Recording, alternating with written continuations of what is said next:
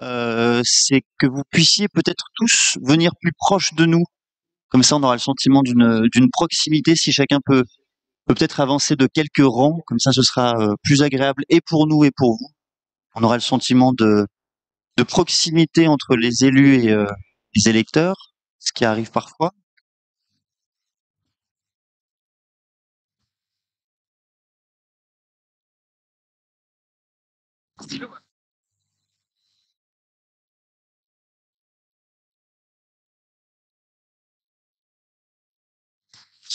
L'idée, mais je vais laisser Maud entamer cette introduction, c'est d'avoir une discussion 1 heure durant avec nos 4 invités, avec vous également sur le thème suivant. Et sur le thème de, comme l'indique son titre très précisément, faire de la politique débouler jeunesse. Et donc avec la question simple, interroger le lien qui unit la jeunesse avec la pratique politique. L'idée de cette conférence, en tout cas pourquoi on a souhaité la faire, c'est parce qu'on pense que le lien entre jeunesse et politique souffre de 3 idées répandues, 3 fausses idées. La première, c'est qu'il suffirait d'être jeune pour faire de la politique autrement, pour renouveler l'art et la pratique politique. Or, on a bien vu des personnes considérées comme jeunes être élues et faire de la politique vraiment à l'ancienne.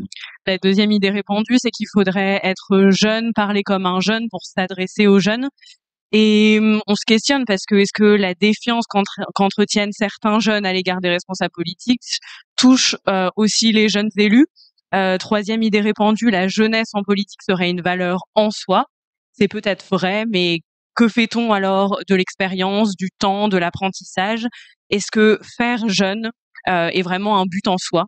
Bonjour à toutes et à tous, merci beaucoup d'être venus pour cet après-midi à l'Université Libé, sa première édition. Nous sommes ravis que vous soyez présents et également pour les personnes qui sont en direct avec nous en fait sur le site de Libération, sur Twitch, sur YouTube, sur Instagram, sur TikTok. Merci beaucoup.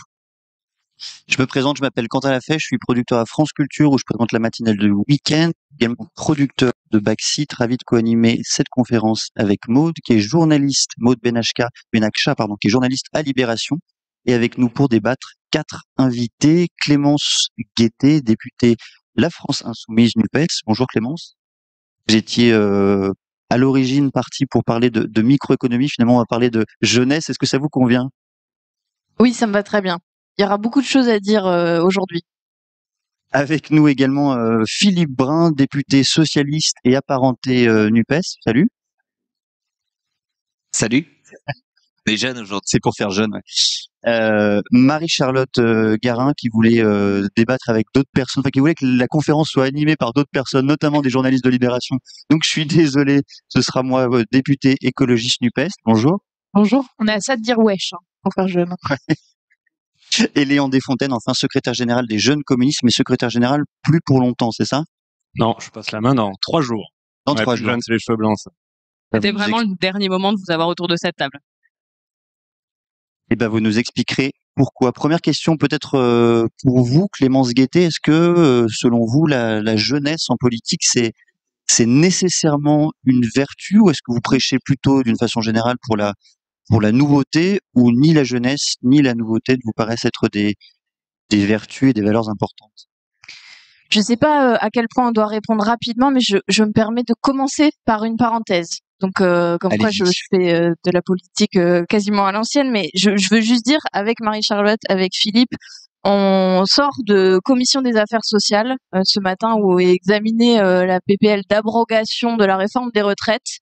Et je crois que ce qu'on a vécu ce matin est le symptôme, pour le coup, d'un vieux monde politique qui se meurt. Donc, vous voyez que j'arrive à la thématique de la jeunesse, mais vraiment, au-delà de ça, il y a le système dans lequel on fait de la politique, les règles du jeu, la constitution de la Ve République qui permet la brutalité démocratique et qui amène énormément de défiance, notamment parmi les jeunes gens qui, du coup, préfèrent parfois d'autres engagements associatifs, syndicaux, préfèrent opter pour d'autres pratiques que celles de la politique traditionnelle, donc la désobéissance civile, s'engager dans les mouvements féministes, écologistes, etc., qui est quelque chose que nous, politiquement, on doit accompagner. Et donc, ça m'amène à votre question. Je pense qu'il n'y a pas de vertu en soi dans la jeunesse.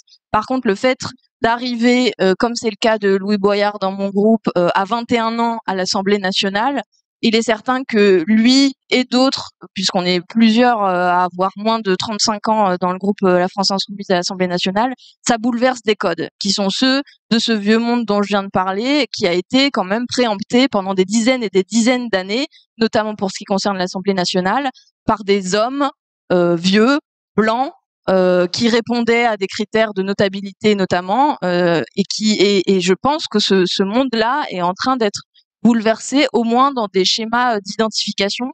Après, ce que je pense, c'est que la clé du problème doit se lire en termes de lutte des classes quand même, et que donc il suffit pas de la jeunesse, mais il faut aussi renouveler les profils politiques et notamment la sociologie des gens qui s'engagent politiquement. Donc nous, on essaye de faire des choses, peut-être j'aurai l'occasion d'y revenir dans le débat, mais je crois qu'une figure comme celle de Rachel Keke qui entre à l'Assemblée nationale après des mois de lutte, qui s'est avérée victorieuse, qui était femme de chambre à l'hôtel Ibis des Batignolles, ou Mathilde Digné, qui est ouvrière agricole, viennent questionner, viennent bouleverser les anciens codes et viennent offrir de nouvelles figures d'identification qui sont des figures très fortes politiquement.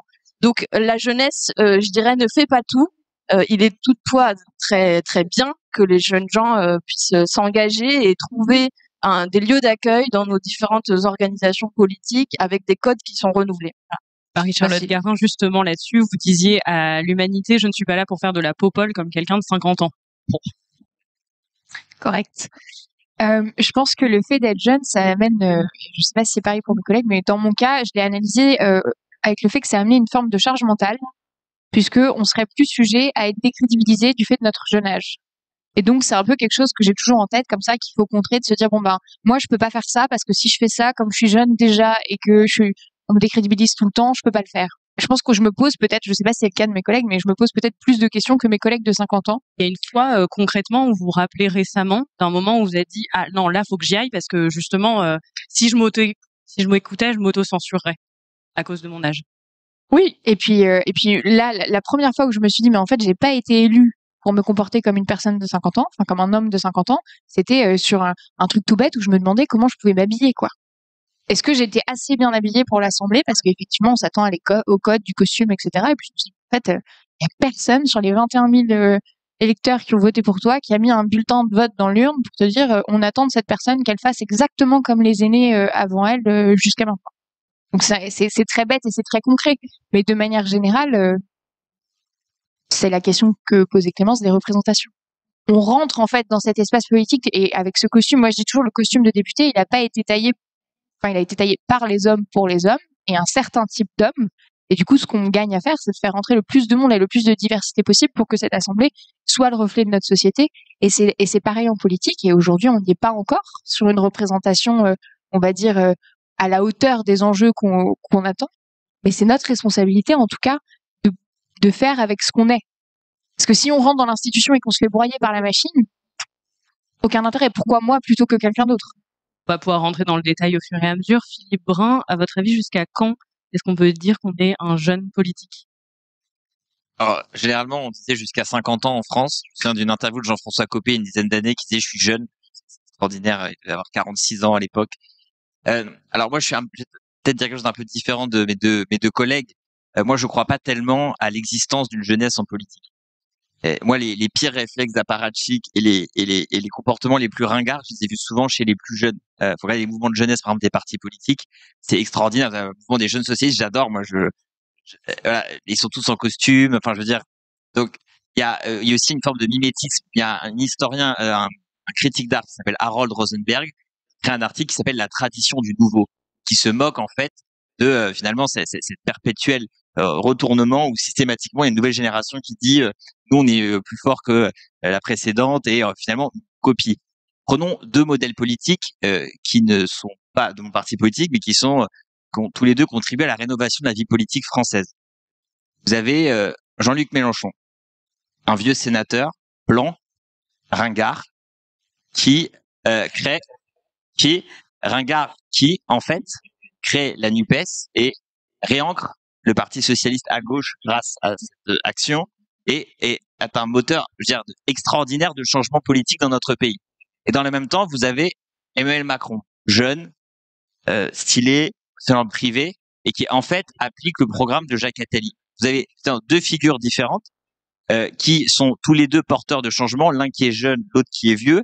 Et finalement, ce qui compte, et c'est bien ce qu'a dit tout à l'heure Clémence, c'est évidemment le contenu de ce qu'on propose.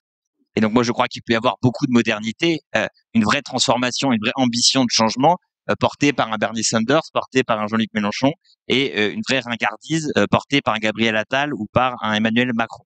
Et donc je crois qu'il faut surtout pas tomber dans ce débat-là. Voilà, la jeunesse, en vérité, c'est avant tout la puissance de la transformation que l'on veut impulser.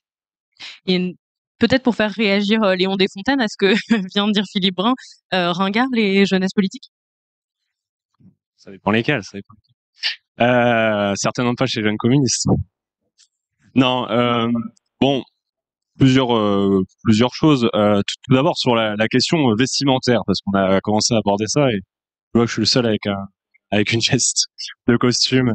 Non mais je pense pas que c'est je pense appréhender les choses par la manière de s'habiller. Je pense que c'est prendre le mauvais bout, y compris moi j'ai rien à prouver et je peux vous dire que j'étais si fier de moi quand la première fois que j'ai acheté une veste de costume, je me suis ruiné parce que je travaillais à Subway à l'époque à côté de mes études et pour moi c'était important, la politique c'est quelque chose d'important, c'est quelque chose de sérieux et pour moi c'était important justement vu des gens que je pouvais représenter etc de pouvoir être habillé avec une veste de costume. Bon voilà, ça c'était juste sur la parenthèse. Du coup je commençais également avec une parenthèse sur la question vestimentaire. Maintenant sur la jeunesse.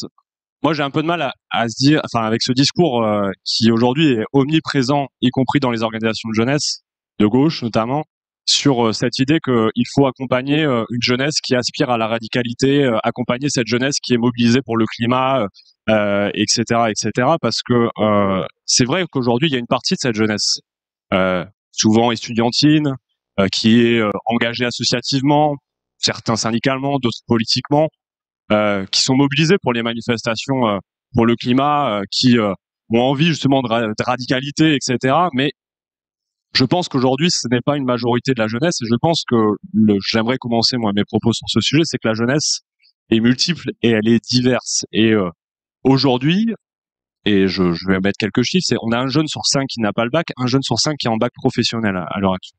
Et ces jeunes aujourd'hui, ils n'habitent pas dans les centres-villes des grandes métropoles. Et ces jeunes, pour une grande partie, aujourd'hui, ne se reconnaissent pas dans cette envie de radicalité, ne se reconnaissent pas dans cette jeunesse qui se mobilise contre la réforme des retraites dans les Black Blocs, etc. Et d'ailleurs, c'est certains jeunes qui sont confrontés en premier lieu par cette réforme des retraites injuste, mais qui ne se mobilisent pas parce qu'ils veulent pas être amalgamés dans cette catégorie de la jeunesse. Et je pense qu'il faut qu'on puisse, nous, encore plus à gauche, être conscients de cette diversité de la jeunesse et aller considérer cette jeunesse. Parce que trop souvent, on ne la considère pas, cette jeunesse. Trop souvent, on dit les jeunes se mobilisent pour le climat, sont présents dans les manifestations des vendredis pour le climat. C'est vrai, une partie de la jeunesse, mais pas tous les jeunes. Donc le premier travail que nous devons faire, c'est aller considérer cette jeunesse. C'est aller discuter avec cette jeunesse. Et de voir que oui, en fait, on a des jeunes qui aujourd'hui n'ont pas le choix que de prendre leur voiture parce que ils ont un stage qui est à 30 bornes de chez eux, dans une entreprise dans laquelle ils vont pas faire toute leur carrière, qui doivent se lever à 5 heures du matin pour embaucher et qu'il n'y a pas de transport en commun, encore moins à cette heure-là. Bon, à quel moment notre discours politique va aller leur parler? Et moi, c'est l'objectif que je me suis fixé en tant que secrétaire général. Quand je suis arrivé secrétaire général des jeunes communistes, c'est d'aller être en capacité de structurer et d'organiser cette jeunesse, de lui proposer d'adhérer et surtout de la monter en responsabilité. Et c'est ce que nous avons tâché à faire. Et je le dis aussi très calmement, c'est que si on ne le fait pas, soit ils vont se résigner, au mieux, à ne plus participer aux jeux politiques, soit ils vont voter Bardella. Et notre défi de génération, à toutes et tous ici, ça va être de combattre Marine Le Pen, bien évidemment, mais Jordan Bardella. Parce que c'est lui qui arrive, qui est d'une génération, qui est à notre âge, et c'est lui qu'on va devoir combattre. Et on le combattra justement en allant chercher cette jeunesse qui aujourd'hui se sent délaissée, trop souvent délaissée, y compris par la gauche.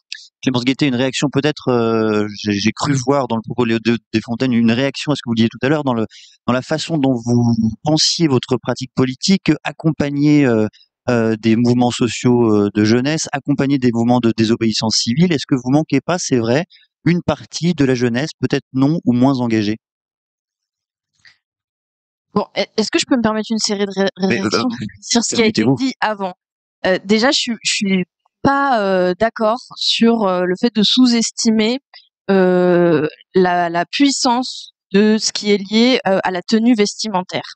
C'est-à-dire que c'est ce qu'on projette au monde. Je reviens là-dessus, ça peut paraître être un point de détail, mais quand Marie-Charlotte arrive le début de son mandat en juin 2022 avec la robe de Cécile Duflot, qui une dizaine d'années auparavant s'était fait huer parce qu'elle avait une robe à fleurs et qu'elle était une femme, profondément parce qu'elle était une femme, c'est un geste politique qui est extrêmement fort, extrêmement signifiant.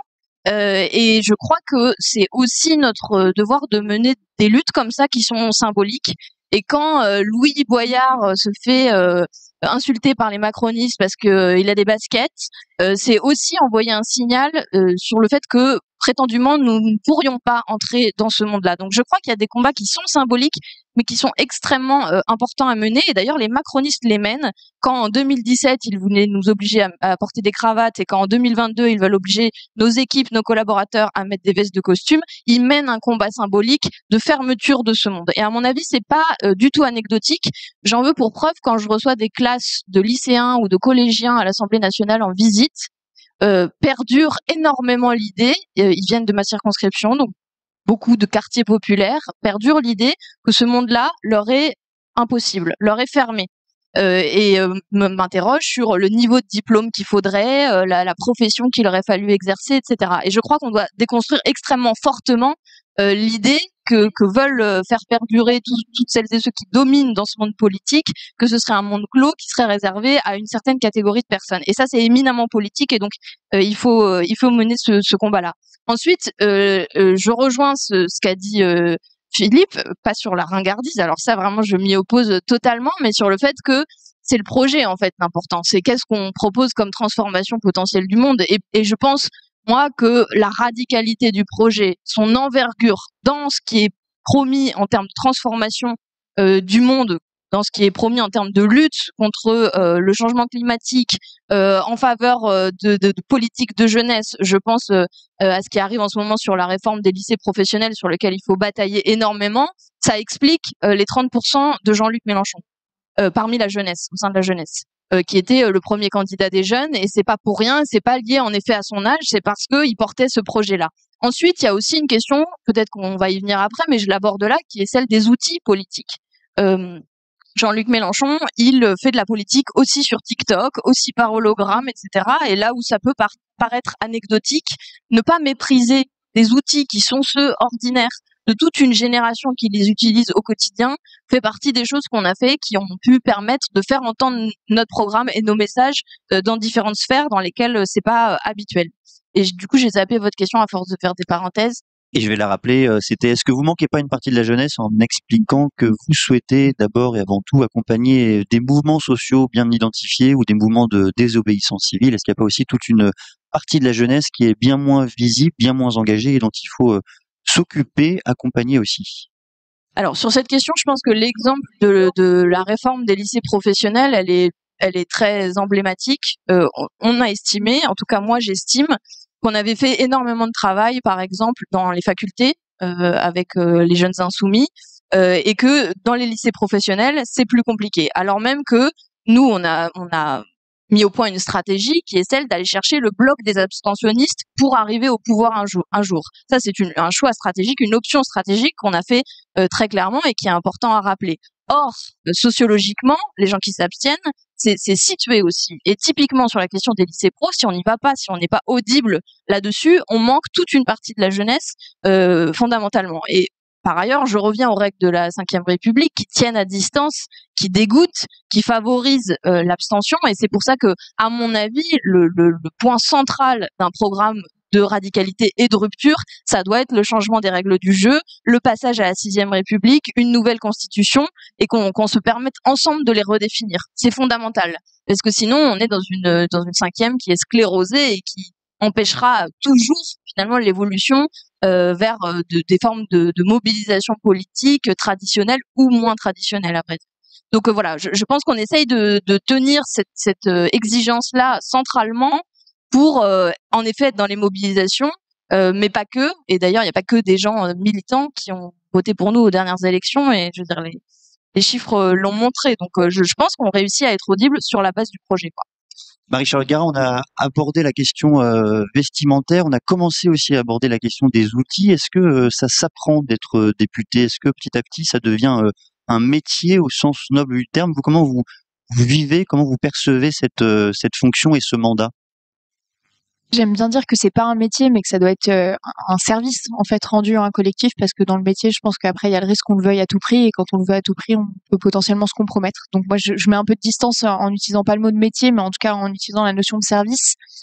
Est-ce que ça s'apprend? Bah déjà, je crois que, en tout cas, je peux parler, je pense, pour nous trois, en disant qu'on a des collaborateurs et des collaboratrices et des équipes qui nous permettent aussi de faire notre métier de manière extrêmement qualitative. Donc moi, je salue ceux et celles qui sont présents dans la salle.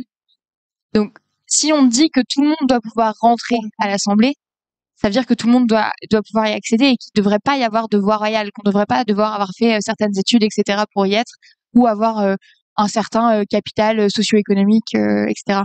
Et nous, on représente une jeunesse, comme on disait, c'est pas toutes les jeunesses, et qu'effectivement, on a un enjeu d'ouvrir encore plus grand la porte. La question de est-ce que ça s'apprend? Bah, ça s'apprend déjà à l'usage. Certains d'entre nous, on est issus du militantisme, donc on a déjà eu des petites expériences comme ça qui nous préparent pour y arriver. Après, je pense qu'on est peut-être un certain nombre pour qui ça a été quand même un choc. Il y avait plein de choses auxquelles on ne s'attendait pas, des codes qu'on ne connaissait pas, la violence aussi du débat politique sous ce quinquennat qui est extrêmement forte. Moi, j'ai grandi politiquement au niveau local à Lyon. J'étais clairement pas prête pour ce qui m'attendait à Paris. Et c'est un apprentissage constant. Donc oui, ça s'apprend avec des équipes, ça s'apprend sur le tas aussi. Très franchement, il y a des choses, je crois qu'il y a rien qui peut nous préparer en fait à la vie qu'on a aujourd'hui, parce que c'est complètement démesuré. C'est pas normal. Il y a plein de choses qui sont pas normales dans cette vie. Juste en campagne, c'est pas normal d'avoir sa tête affichée partout dans sa circonscription. Donc ça s'apprend, et ce qu'on voit aujourd'hui, c'est qu'il y a des personnes qui sont plus âgées en âge, mais qui sont jeunes en politique, qui sont jeunes à l'Assemblée. Et finalement, on va peut-être parfois avoir beaucoup de points communs avec des personnes qui viennent d'arriver dans le mandat, qu'avec des personnes qui font de la politique, pas forcément dans l'hémicycle, mais qui font ça depuis 10, 15 ans, et qui vont déjà avoir les codes, etc., etc. Donc là, on en revient finalement à la notion de jeunesse en politique, et pas à la question de la jeunesse en âge. Et ça rejoint finalement le fil rouge qu'on déroule depuis tout à l'heure, qui dit que la jeunesse en politique, c'est aussi quelque chose qui va venir justement bouleverser, questionner les programmes, questionner les manières de faire, etc., et qui va venir peut-être nous interroger sur nos pratiques de manière générale. Et Brun, vous avez accompagné Axelle Lemaire qui était député. Non, c'est pas ça. Axelle Lemaire qui était député il y a plusieurs années. Ensuite, vous êtes devenu juge administratif, puis vous êtes revenu vous-même en tant que député. Pourquoi ce parcours, et sur la question justement qu'on lit sur comment est-ce qu'on entre en politique et comment est-ce qu'on fait de la politique? Pourquoi avoir choisi de revenir en politique? Avant de parler de moi, parler quand même de la situation aujourd'hui critique de la représentation politique dans notre pays. 80% des députés sont des cadres, profession intellectuelle supérieure, alors que 80% des Français ne le sont pas. Il y a, je crois, que 4 ouvriers à l'Assemblée nationale quand il y en avait 50 dans les années 70.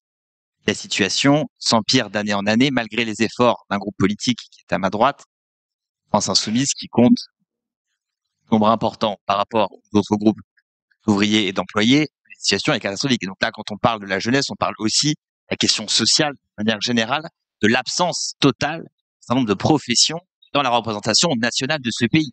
Et malgré tous les efforts qu'a pu faire, par exemple, la France Insoumise, je crois qu'il y a encore 60% des députés insoumis qui sont cadres et professions intellectuelles supérieures. Je vous parle pas du groupe socialiste, puisque on a 10% d'énarques dans le groupe socialiste, dont moi-même. Donc c'est dire à quel point nous ne sommes pas représentatifs de la société. Alors moi, j'ai créé il y a 2 ans une école qui s'appelle l'école de l'engagement. C'est une école qui n'est pas accessible aux élèves de la Sorbonne. C'est une école pour les gens qui sont ouvriers, employés, caissières, caristes, préparateurs de commandes, garagistes, des gens qui sont des gens de tous les jours, des gens qui travaillent et qui, eux, jamais ne vont se présenter une élection. On va jamais aller les chercher et finalement n'ont pas les codes aujourd'hui pour entrer en politique. Sans oublier quand même qu'à la Sorbonne, il y a énormément d'étudiants qui ont des jobs à côté, qui sont aussi... Bien sûr, mais c'est une vraie différence avec la chance de pouvoir étudier ici, qui est extraordinaire, et les millions de personnes qui n'auront pas cette chance de venir ici. et donc le rappeler très fortement et permettre justement à ce que on puisse faire entrer une nouvelle avant-garde populaire au sein de l'Assemblée nationale. C'est ce qu'on a retenu pendant le mouvement des Gilets jaunes. Pourquoi le mouvement des Gilets jaunes il n'a pas fonctionné? Parce que finalement ces nouvelles têtes d'affiche qui arrivaient, qui sortaient, elles n'avaient pas finalement les outils, la formation pour tenir la difficulté du combat politique et les outils de défense intellectuelle également. Moi j'ai beaucoup milité dans l'heure avec Ingrid Levavasseur qui est une gilet jaune. Bien, Ingrid, elle était formidable. Elle est bien plus éloquente que moi. Elle a plus sa place à l'Assemblée nationale que moi. Et pourtant, finalement, la difficulté qui a été la sienne dans ce mouvement l'a amené à devoir arrêter totalement l'engagement politique. Alors moi, je suis favorable à ce qu'on applique le principe de parité populaire. On a fait la parité femmes-hommes et il faut continuer à la faire parce qu'on en est extrêmement loin. Et moi, je suis favorable que les partis politiques de gauche, car nous avons vocation à représenter les gens qui travaillent, que nous imposions de réserver 40% de nos circonscriptions à des ouvriers et des employés. Après la parité femmes-hommes, il faut aussi faire la parité populaire. Et moi, je suis prêt à être remplacé. Voilà. Et donc, je le dis, moi, je suis favorable au grand remplacement des énarques, barres, des caissières, des aides-soignantes, des assistantes maternelles, des gens qui travaillent dur et qui ont vocation à représenter le pays. Et ça se fait comment, concrètement? Je le dis, il faut qu'on forme, parce qu'il faut évidemment, comme le Parti communiste l'a fait pendant des années, le dernier outil vraiment de formation populaire dans ce pays, c'était le Parti communiste français. Et le déclin relatif, si on n'en voudra pas, électoral en tout cas, du Parti communiste, a fait disparaître les classes populaires de l'Assemblée. Les 50 députés ouvriers à l'Assemblée nationale des années 70, ils étaient tous communistes. Donc aujourd'hui, il faut qu'on arrive à créer ces outils de formation. J'ai fait l'école de l'engagement, j'ai fait ça rentrer pour la deuxième promotion à Montpellier ce week-end. Il y a l'Institut de la Boétie qui s'y met aussi. Je sais que les uns et les autres on s'y met. C'est un objectif qu'on doit avoir. Car la politique devient une langue étrangère et la profession politique une profession réglementée. Et c'est contre cela que nous devons lutter. Léon Desfontaines, la question qui est posée plus fondamentalement, effectivement, c'est celle du rôle des partis. Est-ce qu'ils sont encore capables aujourd'hui de transmettre une culture et des codes politiques? On sait que le Parti communiste l'a fait énormément, ça vient d'être dit historiquement. D'autres partis s'y sont essayés depuis. La République en marche a plutôt échoué. LFI a tenté aussi et ça a été assez compliqué aussi à concrétiser comme type d'enseignement. Qu'est-ce que vous prodiguez comme conseil en la matière? Est-ce que vous pensez que c'est encore le rôle des partis ou qu'il faut créer, comme l'Institut La Boétie, des structures dont c'est une fonction dédiée? Je pense que les partis ont un rôle essentiel à jouer pour répondre à ce beau défi et je vais le dire sans polémique, mais en fait, moi, à mon sens, les partis sont la seule clé justement pour pouvoir répondre à ce défi et permettre justement de former l'ensemble de la population, aussi diverse qu'elle peut être, justement à être amenée à un moment ou à un autre à prendre des responsabilités politiques. Et je vais le dire d'autant plus aisément que je pense que le caractère démocratique des partis politiques, parce que je pense que un parti fonctionne qu'avec un fonctionnement démocratique, en tout cas un sens qu'avec un fonctionnement démocratique, c'est ce qui permet justement non pas, enfin voilà, je le dis souvent à la JC, je dis le rôle démocratique des jeunes communistes est essentiel, non pas par une volonté purement morale d'être démocratique parce que ça fait bien d'être démocratique. C'est que sans caractère démocratique, ça veut dire que nous ne serions plus en phase avec la jeunesse. C'est bien parce que justement, dans notre organisation, nous avons des cadres de décision, des cadres de discussion, des cadres de rencontres avec des jeunes aussi divers qu'ils peuvent être, que chacun puisse s'exprimer avec des horizons différents, des fois avec des idées différentes, et pouvoir confronter ces points de vue ensemble et prendre des décisions de là, que nous arrivons à avoir une organisation qui est le plus en phase, justement, avec la jeunesse dans sa diversité. Et moi, je prends souvent mon exemple personnel. Je viens pas d'une famille du tout de communiste, qui était pas engagée politiquement. Et comment je suis arrivé à m'engager politiquement? Bah, tout simplement parce que j'ai fait de l'aide aux devoirs d'abord dans une association à côté de chez moi, dans les quartiers nord d'Amiens. Et peu de temps après, j'ai participé à ma première manifestation. J'avais 17 ans. Et à ce moment-là, les jeunes communistes m'ont dit, bah, il y avait des jeunes communistes à cette manif, c'était les seuls jeunes d'ailleurs qui étaient présents à cette manif à Amiens. Et ils m'ont dit, bah, écoute, on fait une réunion à ce moment-là, viens voir un peu ce qu'il en est. J'arrive dans cette réunion et là, d'un seul coup, moi, je vois des jeunes qui viennent de lycées professionnels, de lycées généraux, des étudiants, des jeunes qui sont caristes, d'autres qui sont couvreurs, etc. On se retrouve tous autour d'une table et on discute pendant une heure ou 2 heures sur la manière dont on doit nous organiser. Et je peux vous dire qu'il y a eu énormément de débats, il y a eu énormément de confrontations.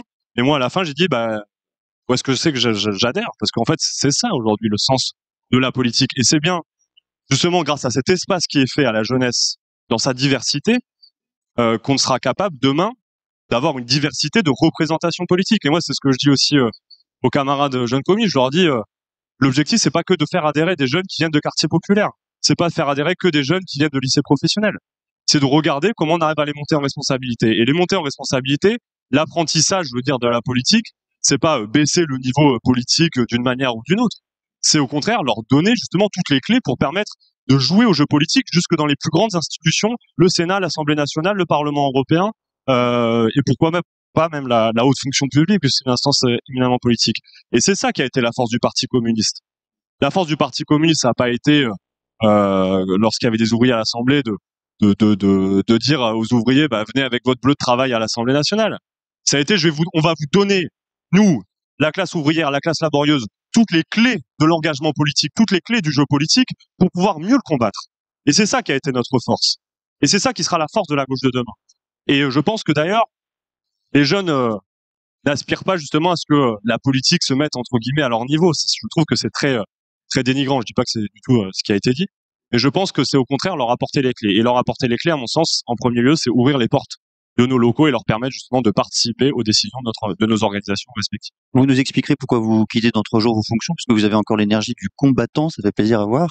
On a souhaité avec Maud qu'une discussion puisse se nouer entre vous quatre et les personnes présentes dans la salle, puisque largement composée de jeunes. Est-ce que vous avez des questions à transmettre? On fait circuler le micro.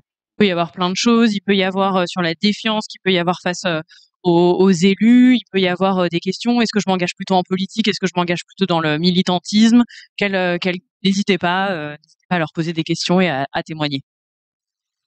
Moi, j'avais une question sur est-ce qu'en fait c'est aux jeunes de s'intéresser eux à la politique? Je sais pas quel est votre cas à vous, mais est-ce que tellement cet intérêt, comme il pourrait être un intérêt pour le sport ou pour tout type de choses, est-ce que il devrait pas venir du jeune, et est-ce que c'est vraiment si les jeunes ne sont pas intéressés à la politique, est-ce que finalement ce serait pas une forme de fatalité, mais c'est s'il n'y va pas de lui-même, est-ce que il va vraiment apporter quelque chose finalement au monde politique finalement?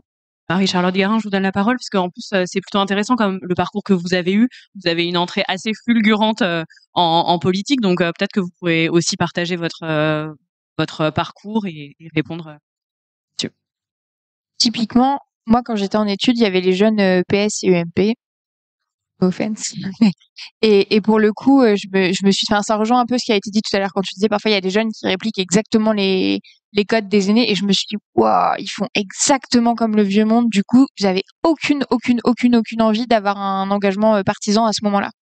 Après, j'ai déménagé, je suis arrivée à Lyon. Et juste, pardon, je vous coupe, mais c'était quoi, par exemple, des trucs du vieux monde quand vous les voyez? Je sais pas, est-ce que c'était dans les universités? Est-ce que c'était dans la rue? Ça représentait quoi? Ouais, en fait, moi, j'étais à Sciences Po, donc pas trop loin. Et en fait, c'était ce truc des codes. Enfin, c'était presque la course au costume. On revient finalement aux questions d'habillement, hein. Je trouve ça assez intéressant. Mais c'était le truc où ça transpirait la corruption, ça transpirait l'entre-soi. C'était hyper fermé, c'était hyper masculin. Moi, j'étais jeune, je m'intéressais. Ça transpirait la corruption carrément? Bah, c'était ce que ça dégageait. J'ai pas dit que c'était ce qu'il y avait, mais c'était ce que ça dégageait de l'extérieur. C'était vraiment l'image de l'entre-soi un peu magouillard. Enfin, vraiment les mêmes représentations clichés qu'on peut avoir quand on dit tous pourris, quoi. Bah, moi, ça me faisait vraiment cet effet-là. Moi, j'étais jeune, je m'intéressais à la question sociale, à la question écologique. Je me suis dit, mais il y a pas, en fait, j'estimais que j'avais pas de place, en fait, dans cet environnement-là. Je déménage à Lyon pour des raisons professionnelles. Et là, il se trouve que je me dis, bah, il y a un ministre qui démissionne à ce moment-là et qui dit que la politique des petits pas, ça suffit pas. Nicolas Hulot. Et je me dis, ok, il me faut de l'engagement collectif. Il se trouve que je vais vers les écologistes. À ce moment-là, ce qui se passe, c'est qu'il y a une communauté qui se crée, en fait, sur un projet politique, sur une campagne. Et moi, je veux insister là-dessus. C'est l'importance des liens humains et des projets enthousiasmants. Donc, tu as le volet programmatique avec le projet, et il y a le volet humain. Les gens, ils restent dans une organisation politique pas que pour le projet, c'est pas vrai. Parce qu'en fait, militer et faire de la politique, c'est dur. Et le faire sur un idéal, ça dure, mais ça dure un certain temps parce qu'on n'est pas des martyrs, en fait. Et donc, on a besoin de liens humains. Et notre enjeu aujourd'hui, c'est comment est-ce que les communautés militantes qu'on crée, les communautés politiques, elles font de la place pour les jeunes. Parce que si tout est verrouillé et si demain, vous arrivez, vous passez la porte d'une de nos organisations politiques Et justement, moi, l'effet que moi j'ai eu quand j'étais en études à Sciences Po, c'est de dire, j'ai pas de place là-dedans. Donc notre job, c'est de créer des communautés qui soient ouvertes et dans lesquelles les gens peuvent s'engager, peuvent être formés et à terme monter en compétences. Et moi, j'ai envie de dire aussi, si on veut que les jeunes s'intéressent à la politique, il va peut-être falloir qu'on leur redonne confiance. Mais en fait, c'est pas que les jeunes, c'est tout le monde, c'est tous les néophytes qui pourraient s'intéresser à la politique. On en revient à la question que c'est pas forcément la jeunesse dans l'âge. Il faut leur redonner confiance. Et aujourd'hui, ben, nous, on vous le dit, ce qu'on a vu ce matin à l'Assemblée, ça donne pas envie, en fait. Ça donne plutôt envie de claquer la porte. Parce que tout est verrouillé et que c'est dégoûtant. Et il y a moi, j'ai un jour quelqu'un dans ma vie qui m'a dit, mais si tous les dégoûtés partent, il ne reste que les dégoûtants. Et du coup, c'est ça l'enjeu. C'est de se dire qu'il faut qu'on reste de toute façon pour faire un nombre. Et à force, quand on sera de plus en plus nombreux, jeunes, pas jeunes, mais juste des personnes qui ont encore envie d'y croire, qui ont encore un idéal sur le renouveau politique. Bah, à force de faire nombre, on fera signe et on permettra en fait une vraie transformation culturelle de la politique en France aujourd'hui. Oui, une autre question, un autre témoignage.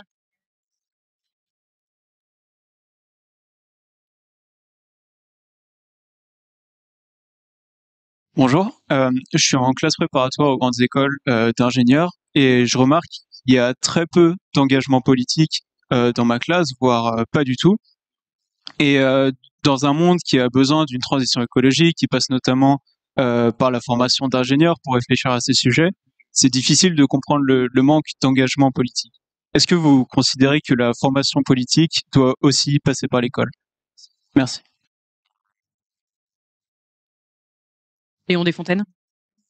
Alors juste, j'ai pas compris. Doit passer par l'école, l'école de formation des partis ou l'école Moi, je l'ai compris comme est-ce que c'est au sein même de l'école et de l'université qu'on doit acculturer à la politique et à l'exercice politique. je vais répondre sur deux choses. Donc déjà sur cette question-là, je pense que c'est indispensable de structurer la politique dans l'ensemble des espaces où aujourd'hui les jeunes sont.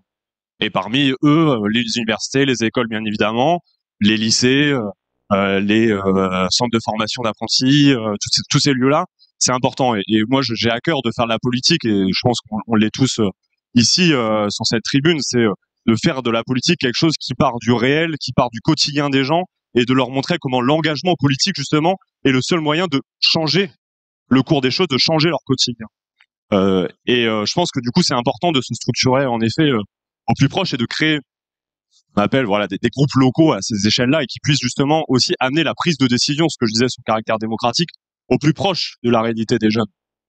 Et donc, pourquoi pas justement à cette échelle-là, et nous on a à cœur de faire ça, c'est d'organiser des réunions à l'échelle de lycée, à l'échelle d'université, justement pour discuter politique à la fois sur la manière de s'engager au niveau de cet établissement scolaire, par exemple, en l'occurrence, mais aussi de pouvoir discuter de décisions et de considérations qui sont plus importantes. Mais parce que je pense que cette proximité est bien évidemment indispensable, et je pense qu'on est bien évidemment tous d'accord sur ce sujet. Et il y avait une deuxième chose, je pense, que tu évoquais dans ton intervention, sur la question du rapport à la science. Et moi, ça, c'est quelque chose qui me paraît indispensable. Et je pense, à l'heure où monte d'un côté l'obscurantisme, quel qu'il soit, via l'extrême droite, qui s'exprime de différentes manières, religieux, mais pas que, philosophique, politique, etc. Et de l'autre, où on doit répondre à l'impératif écologique, c'est indispensable aujourd'hui de pouvoir avoir un discours qui, en premier lieu, fait confiance à la science. Et moi, je l'ai observé, toutes choses égales par ailleurs, mais dans le discours que pouvait porter Fabien Roussel lors de l'élection présidentielle, on avait un discours qui faisait écho dans un certain nombre d'endroits, justement, et notamment des écoles d'ingénieurs. Lorsqu'on défend, il y aura du débat, mais le mix énergétique nucléaire renouvelable, en disant que c'est, à notre sens, le seul moyen de répondre aux défis environnementaux qu'on a devant nous, parce que c'est une énergie qui est décarbonée, et que c'est ce que nous disent les scientifiques, eh bien, on voit que ce discours fait écho, notamment à ces jeunes étudiants en fac de sciences, ces jeunes qui sont ingénieurs, et j'ai jamais eu un aussi bon accueil auprès des écoles d'ingénieurs, notamment. Moi, je viens de Picardie, l'UTC de Compiègne, par exemple, je sais pas si tu connais, mais sur lequel j'ai pu militer, ou lequel on avait été brillamment accueillis. Et je dirais la science au sens large, enfin les sciences, parce que on a trop tendance à dire uniquement physique, chimie, sciences de la vie, mais toutes les sciences, y compris les sciences humaines. Et je pense que c'est indispensable aujourd'hui que la gauche puisse promouvoir justement les sciences. Et je pense que c'est notre rôle. Et d'ailleurs, je salue du coup l'initiative de Libération qui invite de nombreux chercheurs, de nombreuses fondations ici pour cette première université qui permet justement de faire de la place à la science et qui est un journal qui veut se faire le relais justement des avancées scientifiques d'où qu'elles viennent. Et je pense que c'est essentiel.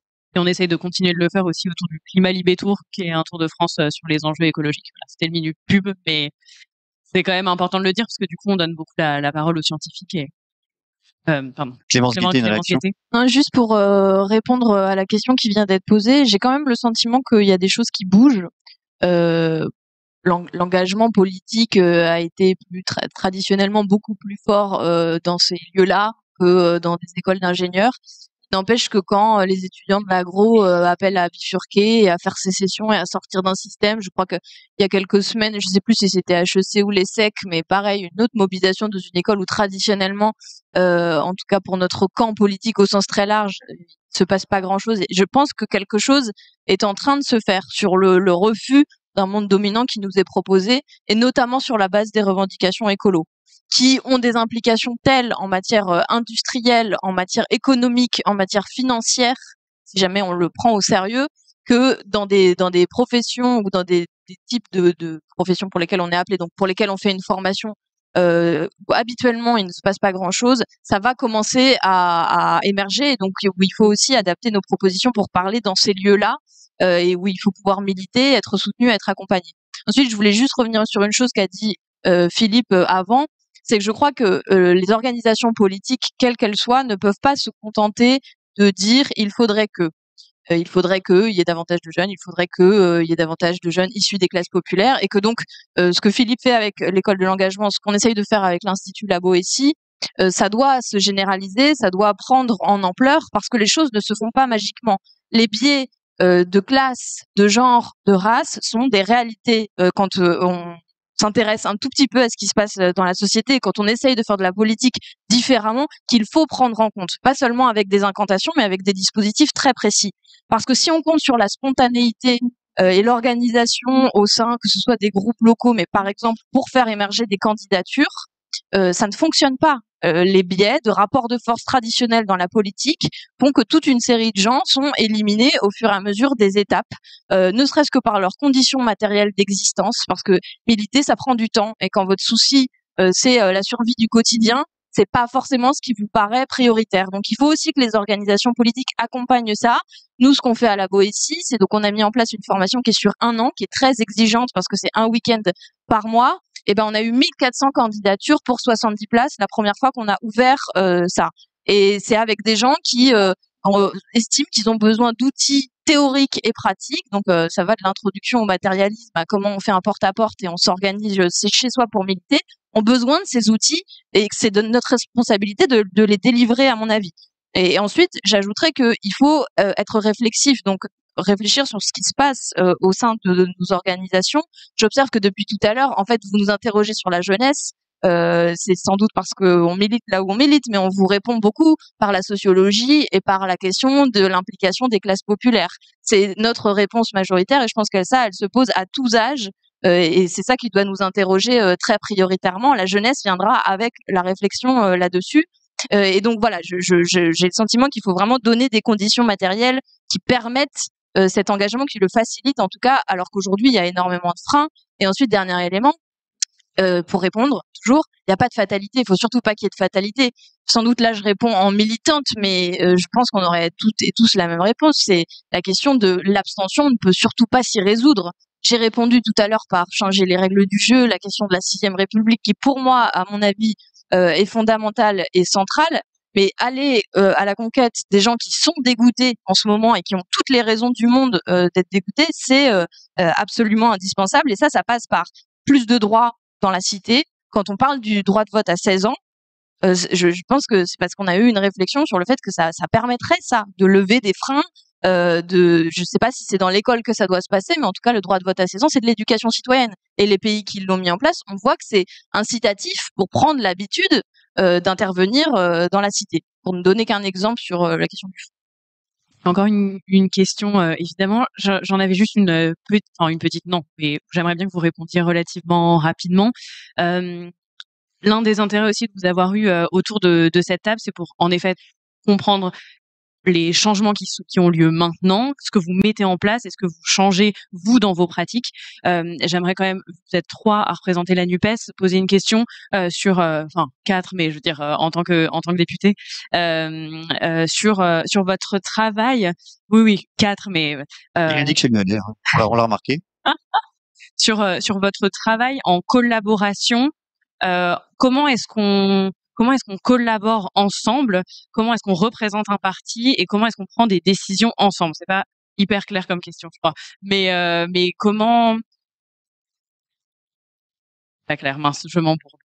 Comment est-ce que vous faites pour Ensemble avec qui? Je crois que c'est ça la question qui peut-être ensemble entre nous ou ensemble oui, ensemble entre vous concrètement sur la mise en place de est-ce que je vais travailler avec tel autre parti? Est-ce que je représente d'abord mon parti? Parce qu'on a vu ces derniers mois beaucoup de décisions qui ont été prises par rapport à l'opposition. On avait besoin d'accords, on avait besoin enfin, vous aviez besoin d'être ensemble ou non. Est-ce que dans les nouvelles générations, il y a une posture qui est différente de ce que vous pouvez voir sur les générations qui ont précédé et qui sont quand même à l'Assemblée nationale? J'ai réussi.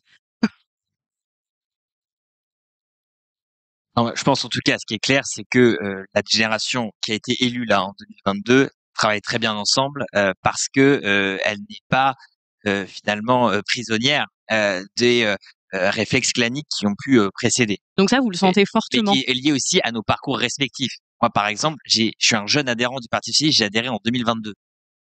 Oui, moi j'ai été adhérent il y a longtemps. En 2015, j'ai quitté le Parti socialiste contre la dérive du quinquennat Hollande.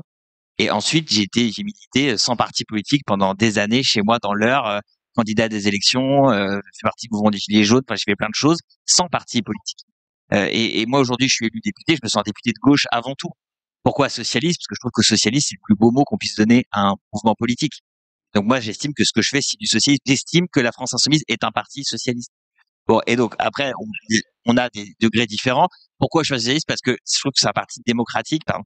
Et donc j'aime bien militer dans une structure démocratique. Et donc quand je parle à Clémence, quand je parle à Marie-Charlotte, je parle non seulement avec des sœurs de lutte, mais je parle aussi avec des gens dont je vois pas, je n'ai pas plus de différence, même intellectuelle, politique, morale, avec l'une et l'autre qu'avec certains membres de mon parti qui peuvent avoir des positions différentes. Donc moi, je pense même d'ailleurs qu'il faudrait qu'on aille plus loin que ce qu'on a fait aujourd'hui.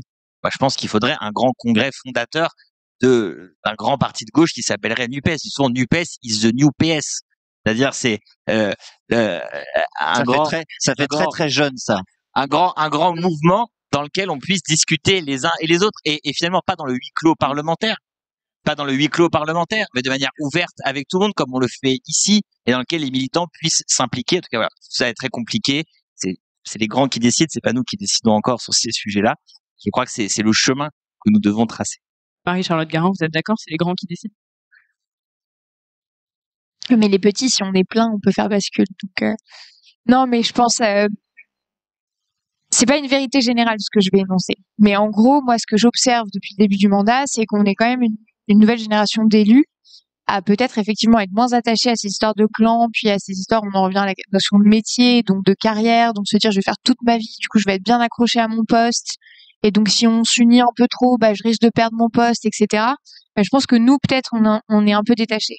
Mais ce que j'observe, c'est qu'on a aussi des aînés en politique qui sont exactement alignés avec nous. Donc c'est pas une fatalité la question de l'âge et de la génération, c'est vraiment une question d'idée. Après, pour nous, c'est plus facile et peut-être qu'il y a un biais dans le sens où moi, j'ai jamais voté à une élection présidentielle autrement que pour faire barrage au Front National. Et en fait, j'en ai ras-le-bol. Donc pour moi, l'urgence de changer les choses et pour que 2027 on gagne, elle est là, quoi. Moi, en 2027, je veux que la gauche soit au pouvoir. Parce qu'en fait, j'en ai marre d'être dans l'opposition. J'en ai marre de voter contre Marine Le Pen au deuxième tour des élections.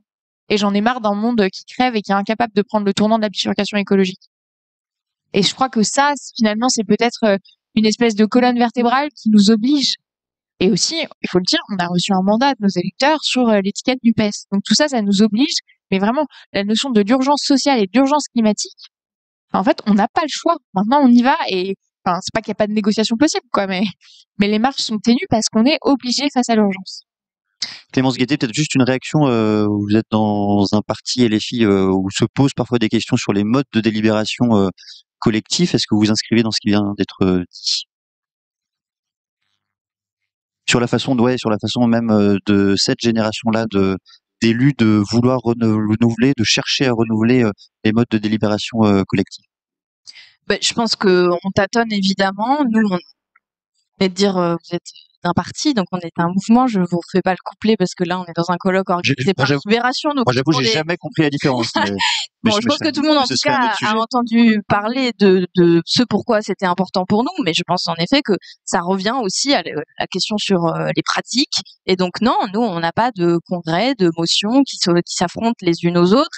Je crois que électoralement ça nécessiterait un débat beaucoup plus long que ça, mais même si on doit continuer d'évoluer et de corriger nos pratiques au fur et à mesure, c'est tout à fait prêt à faire. Les résultats électoraux, l'impulsion et la dynamique que ça prend dans le pays ne nous donnent pas forcément tort sur toute la ligne. Je le dis très rapidement, mais après je voulais revenir sur ce qu'ont dit précédemment mes deux collègues. Mais pourquoi on arrive bien à travailler ensemble au sein de l'intergroupe de la NUPES à l'Assemblée nationale? Parce que la NUPES s'est formée sur un programme radical et de rupture. Et évidemment, c'est sans doute plus facile de travailler avec Philippe en 2023 que ça n'aurait été possible avec le Parti socialiste il y a quelques années encore. Et ça n'est pas lui faire offense que de dire ça. Nous, on a vu pendant les négociations avec le Parti socialiste une série de dirigeants politiques qui faisaient le bilan Hollande en toute sincérité, qui faisaient le bilan des choix politiques, notamment sur la loi El Khomri ou sur d'autres sujets, ce qui a rendu possible cette alliance stratégique sur une base de rupture.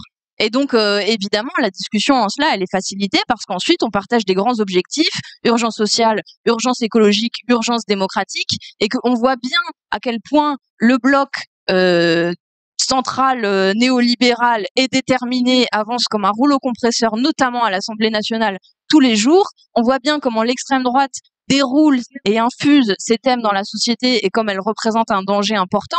Et donc, c'est pas l'union pour l'union, c'est l'union pour proposer un autre monde possible, comme on disait pendant les différentes campagnes auxquelles on a participé l'année dernière, pour transformer vraiment, véritablement, la façon dont on peut évoluer dans ce monde et ce qui est promis aux générations futures. Donc ça, c'est éminemment radical et c'est ce qui nous permet de nous unir ensuite dans l'action parce que l'enjeu est trop grand, parce que l'enjeu est trop important. Léon Desfontaines peut-être, et puis après on conclura avec la question du public. Oui, on vous voyait sourire. Enfin, je vous voyais sourire, on vous voyait vu qu'on est là. C'est pratique en fait d'être là que d'être derrière la table. Bon, ça va être facile, mais je pense que Philippe a très bien identifié la limite de la NUPES, c'est que c'est en effet c'est le New PS, c'est peut-être là la limite de cette alliance. Non, c'était facile. Ce que je voulais dire, c'est et je vais répondre aux deux interrogations qui ont pu être posées sur à la fois la manière dont on a fait évoluer la manière de nous personnellement de faire de la politique et sur ça déjà, moi quand je me suis engagé politiquement, très vite je me suis installé dans une forme de conformisme de gauche. Où je me dis il faut passer sur le politiquement correct. Et il y a quelques années, vous m'aurez jamais vu, par exemple, parler de frontières, parler de souveraineté, parce que pour moi, c'était des gros mots à gauche. Et il fallait surtout pas l'évoquer. Et finalement, il y a quelques semaines, dans un très beau journal qui s'appelle Libération, j'ai écrit une tribune justement sur la nécessité que la gauche puisse s'emparer de ce terme des frontières et de puisse défendre justement une vision de gauche et républicaine des frontières pour pas le délaisser justement à la droite et à l'extrême droite. Et du coup, pour répondre à cela, moi, je pense que la question de l'union de la gauche, de la NUPES, peu importe la manière dont on la qualifie, on doit être en capacité aussi d'y émettre quelques limites. Et la NUPES, si ça a permis de faire élire davantage de députés de gauche, de faire perdre la majorité présidentielle, ça nous a pas permis pour autant d'être majoritaire et de gagner. Et donc la question, c'est comment on va s'adresser à celles et ceux qu'on pourrait caricaturer comme étant peuple de gauche, mais qui n'ont pas voté NUPES. Ou à celles et ceux qui aujourd'hui ne se sentent plus représentés par la gauche et qui s'abstiennent ou qui se perdent dans un vote d'extrême droite. Moi, je viens d'un territoire, la Somme, d'une ville Amiens. Mon député, c'est François Ruffin. Il a été élu sur un territoire où Marine Le Pen est en progression. Et il n'avait pas, à aucun moment, le logo NUPES sur aucune de ses affiches, sur aucun de ses tracts. Parce qu'il connaît son territoire. Il savait que pour aller discuter avec son territoire, cette étiquette pouvait être un frein à son élection. Je vais citer un autre député, Jean-Marc Tellier. C'est le seul député qui a fait perdre une circonscription au Rassemblement national. Dans le Pas-de-Calais, dans le cœur du Pas-de-Calais, dans le Lensois. Il a réussi à conquérir cette circonscription avec un discours d'une gauche qui est présente sur le terrain et qui est capable justement de s'emparer des sujets populaires. Et donc je pense que la priorité aujourd'hui, c'est justement de pouvoir exprimer aussi la diversité de la gauche. Et oui, aujourd'hui, on a des différences à gauche. Ce n'est pas un problème. Au contraire, assumons-les et assumons aussi le fait que nous ne nous adressons pas nécessairement à l'ensemble à la même population, aux mêmes catégories de la population. Et je pense que c'est essentiel de pouvoir l'identifier pour justement aller chercher aujourd'hui celles et ceux qui ne votent plus ou celles et ceux justement qui se perdent dans un vote de Rassemblement national. On a besoin de leur montrer qu'il n'y a pas qu'une seule voix à gauche, qu'il n'y a pas une uniformité des idées à gauche. Il y a une uniformité en effet sur tout un tas de votes, l'augmentation des salaires, sur les services publics et encore. Mais je pense qu'on peut globalement s'entendre. Mais on a des différences sur tout un tas de sujets. Et aujourd'hui, si on veut aller rechercher celles et ceux qui ne votent plus, eh ben, il va falloir aller chercher aussi avec des discours populaires. Non pas en baissant notre niveau, mais en allant justement apporter du contenu sur des préoccupations qui aujourd'hui ne sont plus prises à gauche. Une toute dernière question, parce qu'on n'a pas eu de femmes qui témoignaient à poser des questions. Une question rapide, une réponse rapide. Bonjour. Alors, c'était plus une remarque sur, par exemple, le vote à 16 ans. J'ai la nationalité autrichienne. Ils ont abaissé l'âge de vote à 16 ans en pensant que les jeunes étaient en général plus à gauche. Et c'est trouvé que aux élections suivantes, le candidat de l'extrême droite était quelqu'un de très jeune qui allait faire campagne aux sorties des boîtes de nuit et que c'est lui qui a finalement remporté les élections. Donc je pense qu'il faut quand même faire attention à cette idée de les jeunes sont forcément à gauche. Je pense qu'ils sont aussi plus manipulables. Enfin, qu'il y a tendance à... Enfin, même là, avec la réforme des retraites, moi j'étais à la Sorbonne, il y a eu beaucoup de blocages et tout ça. Et moi je suis plus en master, mais j'ai discuté beaucoup avec ceux de première année et ce qui ressortait et que moi je trouvais très touchant. Moi, ça m'énervait beaucoup que la fac soit bloquée parce que j'avais envie d'aller en cours. Mais c'est que l'effervescence de participer à des assemblées générales, à avoir des débats, qui pour eux étaient très nouveaux en fait, alors que le problème du lycée, je pense en général, c'est qu'il n'y a pas vraiment de place qui est donnée au débat collectif entre les élèves et les étudiants. Et donc voilà, c'était un peu par rapport à ça. Je pense qu'on manque de formation un peu progressive. Et voilà. Juste d'un mot à Clémence Gaëté, c'est vous qui évoquez le vote à 16 ans. Réagir juste peut-être à ça, les jeunes plus à gauche, plus manipulables, en quelques mots. Alors c'est certainement pas pour cette raison que j'ai défendu le droit de vote à 16 ans. Du coup, j'ai peut-être pas été claire, mais c'est certainement pas parce que ça constituerait un vivier automatique qui arrive dans notre camp. Au contraire, je pense que peu importe les idées, les opinions et ce qui va être voté in fine, je le défendais par contre sur la question de la lutte contre l'abstention et de prendre des habitudes civiques dont, à mon avis, l'abaissement de l'âge de vote est une des modalités. Mais de même que nous on proposait le vote obligatoire, de même que on proposait qu'il y ait le RIC et donc l'intervention permanente dans la société. Mais donc c'était sur ce plan-là que je défendais le droit de vote à 16 ans et non pas pour des perspectives électoralistes qui paraîtraient un peu trop cyniques. Mais à mon avis, enfin nous, d'après ce qu'on avait lu, il y a aussi d'autres pays qui ont mené des études, qui l'ont mis en place, qui ont mené des études et qui ont montré que ça crée des habitudes civiques justement plutôt vertueuses. Et c'est en cela qu'on le défendait. Réponse très courte parce qu'on doit enchaîner vraiment avec le débat suivant. Je fais très rapide parce que je pense qu'on est la seule organisation de jeunesse de gauche qui est opposée au droit de vote à 16 ans parce qu'on pense que c'est une fausse bonne idée. La première question, c'est quand on regarde le droit de vote à 21 ans, quand il a été baissé à 18 ans, c'est une aspiration forte de la part de la jeunesse de vouloir participer à la chose politique. Est-ce que c'est le cas aujourd'hui pour les jeunes de 16 à 18 ans? Je ne le pense sincèrement pas. Et quand c'est le cas pour ces jeunes-là, il faut se poser la question de qui sont ces jeunes-là. Souvent, c'est des jeunes qui sont issus des lycées des centres-villes et qui viennent de manière très caricaturale, parce qu'il faut aller vite, de l'élite sociale ou politique. Mais la question, c'est comment on va faire s'intéresser à la politique l'ensemble du reste de la jeunesse. Et de plus, et je finirai là-dessus, c'est aussi une fausse bonne idée, c'est que aujourd'hui, il y en a qui sont pour baisser l'âge de la majorité à 16 ans, mais l'âge de la majorité pénale. Or, aujourd'hui, et c'est notamment la proposition de Monsieur Zemmour, je pense que c'est dramatique. Aujourd'hui, je pense que ce n'est pas la priorité d'abaisser l'âge de la majorité. Au contraire, on devrait rendre obligatoire, par exemple, l'école jusqu'à 18 ans. Nous, c'est notre proposition. Et je pense que c'est essentiel aujourd'hui de pouvoir défendre cette position-là. Et encore une fois, et je vais conclure sur cette phrase-là, c'est à qui on s'adresse quand on est une organisation de jeunesse. Et je pense que on doit s'adresser à celles et ceux aujourd'hui qui ne s'intéressent pas à la politique. Et ceux qui ne s'intéressent pas à la politique, ils ne défendent pas le droit de vote à 16 ans, je pense. C'est ce que je pense. Et pour ça, je fais mon petit moment de publicité parce que j'observe Jean Massier là-bas. Il y a Backseat qui commence à 19h, puis qui est une émission sur Twitch qui permet d'intéresser les jeunes à la politique. Comme Libé, je fais ma petite publicité. Merci beaucoup pour votre présence.